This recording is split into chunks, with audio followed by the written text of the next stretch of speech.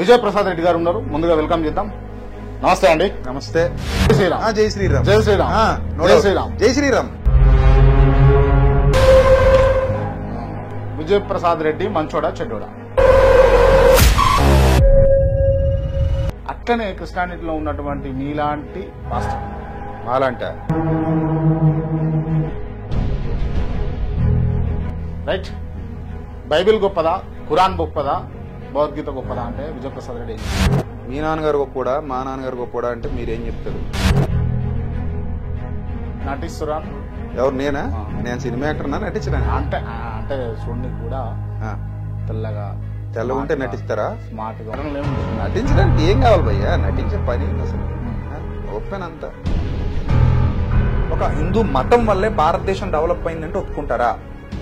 నేనైతే ఒప్పుకోను. స్త్రీల కూడిక పేరుతోటి స్త్రీలను వంచిస్తారు. కరుణాకర్ వీడియో మీ ఇద్దరు మాట్లాడింది చూశాను, నాకు బాధేసింది.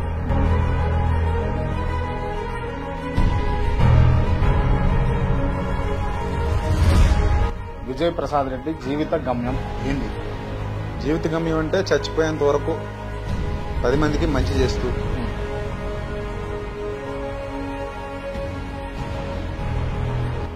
గల్లీలలోకి వచ్చి మైక్ సెట్లతోటి మత ప్రచారం చేసేటటువంటి క్రైస్తవులకు ఏం చెప్తారు? అంటే మత ప్రచారం అంటే మత ప్రచారం అంటే మా మతంలో చేరండి, మా మతంలో చేరండి అని ఎవడు చెప్పినా తప్పే కదా. మా మతంలో చేరండి అని ఎవడు చెప్పినా తప్పే.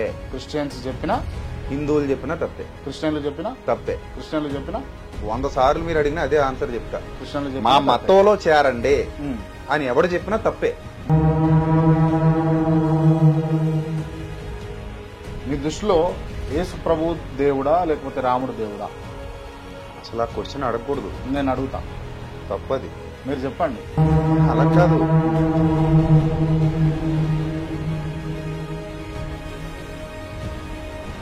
రైట్. మీరు పదే పదే క్రైస్తవాన్ని వ్యతిరేకిస్తుంటారు కదా లలిత్ గారు.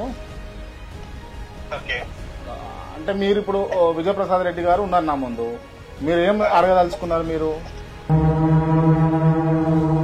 మీకు అర్థమైందా ప్రశ్న? అర్థమైంది. రైట్, సమాధానం చెప్పండి మీరు.